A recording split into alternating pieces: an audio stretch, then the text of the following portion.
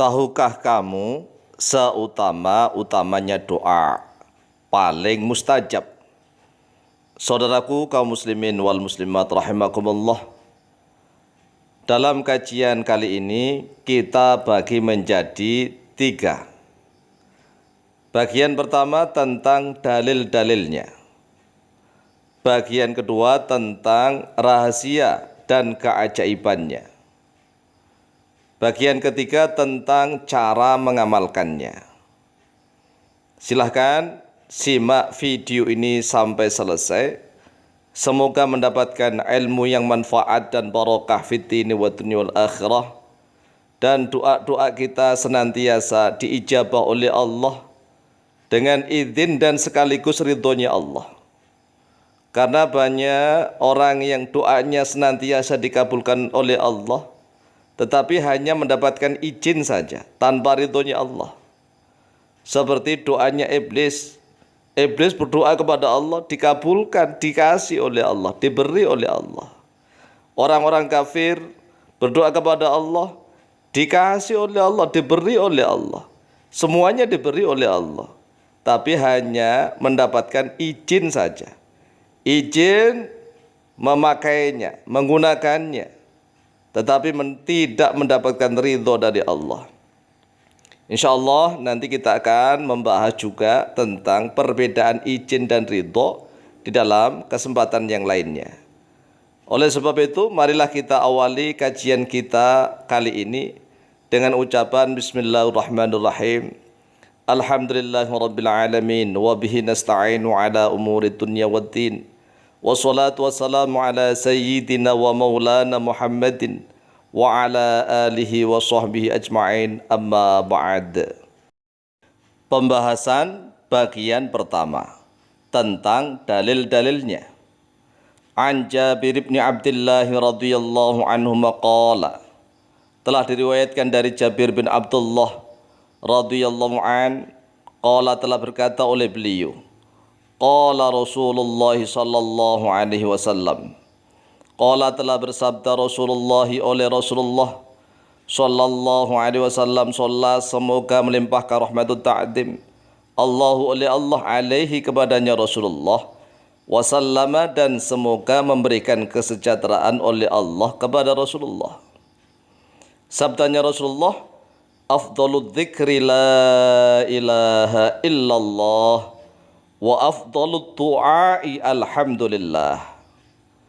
Afdalud dzikri bermula seutama-utamanya zikir la ilaha illallah, yaitu ucapan atau perkataan la ilaha illallah. Wa afdalud du'ai, dan bermula seutama-utamanya doa alhamdulillahi, yaitu perkataan atau ucapan alhamdulillah. Akhraja, telah mengeluarkan pada hadis At-Tirmidzi oleh Imam Tirmidzi, nomor hadis 3383. Wa Ibnu Majah, dan oleh Imam Ibnu Majah, nomor hadis 3800. Wa Nasa'i fi Sunanil Kubra, dan oleh Imam An-Nasa'i di dalam kitab As-Sunan Al-Kubra, nomor hadis 10667. Wa fi Amilil Yaumi wal Lailati, dan juga beliau meriwayatkan di dalam kitab Amalul Yaumi wal Lailah. Sekarang kita sudah tahu seutama-utamanya zikir adalah la ilaha illallah, dan seutama-utamanya doa adalah alhamdulillah. Ini kadang-kadang orang mendengar itu langsung, ternyata begitu sepele aja ternyata. Karena menyepelekan, karena menganggap remeh, karena menganggap hina, karena semuanya orang hafal dan tahu, bahkan anak-anak hafal, sehingga orang tidak tahu tentang rahasianya. Apabila orang tahu tentang rahasianya, maka itu adalah luar biasa. Karena memang banyak doa-doa itu yang sebenarnya banyak orang yang sudah hafal. Karena memang begitulah Allah mengaturnya. Banyak hamba-hamba Allah yang hafal di luar kepala, tetapi tidak paham tentang rahasia dan keajaibannya, maka dia menganggapnya sepele dan remeh. tetapi bagi orang-orang yang mendapatkan karunia oleh Allah. Semoga antum sekalian yang mendengarkan video ini adalah termasuk orang yang mendapatkan karunia dari Allah, sehingga akan mengetahui tentang rahasia dan keajaiban ucapan atau perkataan Alhamdulillah. Pembahasan bagian kedua tentang rahasia dan keajaibannya. Hukum membaca Alhamdulillah. Yang pertama, hukumnya wajib dalam setiap sholat dan khutbah Jumat. Coba bayangkan. Ternyata membaca Alhamdulillah itu ada hukum wajib. Setiap kali kita sholat, membaca surat Al-Fatihah. Di dalamnya ada Alhamdulillahi Rabbil Alamin. Kalau tidak membaca Alhamdulillah, maka tidak sah sholatnya. Demikian juga tentang khutbah Jumat. Hamdalah itu wajib, rukun khutbah. Jadi hamdalah ternyata luar biasa. Setiap kali sholat kita baca, berapa kali kita sholat. Inilah rahasianya. Karena sering kita asah, kita baca setiap saat, maka sesuatu yang paling sering diasah adalah yang paling tajam. Karena paling tajam maka akan paling mustajabah. Paling mudah dikabulkan oleh Allah, tapi dengan cara-cara tertentu nanti. Kemudian yang kedua, rahasia dan keajaibannya, bukti rasa syukur yang akan ditambah nikmat. La in syakartum la azidannakum.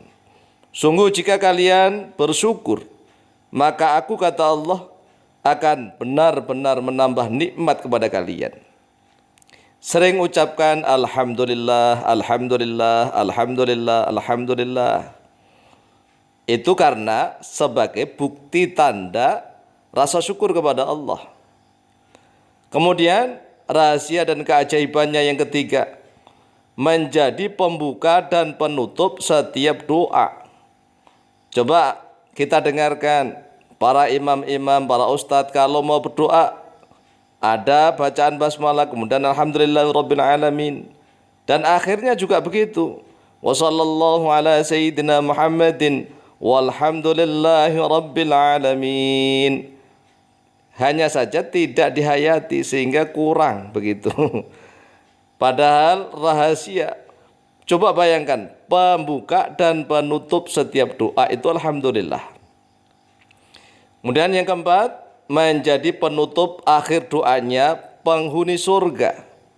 Di dalam surat Yunus ayat yang ke-10 Allah SWT berfirman, A'udzubillahi minasyaitonirrajim, da'wahum fiha, bermula doanya mereka fiha di dalam surga. Subhanakallahumma, yaitu ucapan subhanakallahumma. Wa tahiyyatuhum, dan bermula penghormatan mereka fiha di dalamnya surga. Salamun, yaitu ucapan salam. Wa akhiru da'wahum, dan akhirnya doa-doa mereka para penghuni surga itu alhamdulillahi rabbil alamin, yaitu ucapan alhamdulillahi rabbil alamin. Jadi terakhirnya, pungkasannya, senjata yang paling akhir, aji-aji pamungkas para penduduk surga adalah ucapan alhamdulillahi rabbil alamin. Kemudian yang kelima, dengan intonasi apapun paling menyejukkan. Beda dengan zikir yang lain. Hamdalah itu diucapkan dengan intonasi seperti apapun, dalam kondisi dan suasana bagaimanapun, tetap paling menyejukkan. Coba misalnya seandainya kita diberi sesuatu oleh orang, kemudian kita ucapkan alhamdulillah, intonasinya teriak. Orang yang memberi pun senang. Kita mengucapkan dengan pelan, alhamdulillah, juga enak. Tatkala kita misalnya kedatangan tamu, baru masuk, kemudian kita mengucap alhamdulillah. Kita bertamu, disuruh duduk, kemudian kita mengucapkan alhamdulillah. Intonasi teriak alhamdulillah lebih bagus, alhamdulillah juga bagus. Beda halnya kalau seandainya kita disuruh masuk ke rumahnya orang, kemudian kita mengucapkan zikir juga alhamdulillah, tapi kita ganti menjadi inna lillahi wa inna ilaihi raji'un. Orangnya tersinggung. Atau kita misalnya disuruh masuk rumahnya seseorang, kita mengucapkan zikir juga. Tapi zikir kita misalnya astagfirullahaladzim, astagfirullah, itu orangnya tersinggung. Ya, jadi alhamdulillah itu luar biasa. Pembahasan bagian yang ketiga tentang cara mengamalkannya. Yang pertama, bacalah alhamdulillah, alhamdulillah, alhamdulillah, alhamdulillah, alhamdulillah sebanyak 1000 kali setiap hari dalam satu duduk. Terserah mau pagi hari, mau siang hari atau malam hari. Carilah waktu tersendiri, sekali duduk itu membaca alhamdulillah, alhamdulillah, alhamdulillah sebanyak 1000 kali. Kemudian yang kedua, bacalah alhamdulillah ketika dimarahi oleh orang atau dimarahi oleh istri atau dimarahi oleh suami. Tatkala istri marah-marah, membaca alhamdulillah, alhamdulillah, alhamdulillah. Ketika suami marah, kita baca alhamdulillah, alhamdulillah, alhamdulillah, alhamdulillah. Atau ketika diri kita sedang marah atau emosi. Kemudian jangan lupa, kalau marah atau emosi meledak-ledak, maka segera mengucap alhamdulillah, alhamdulillah, alhamdulillah. Insya Allah marah dan emosinya akan reda. Wallahu ta'ala a'lamu bishawab.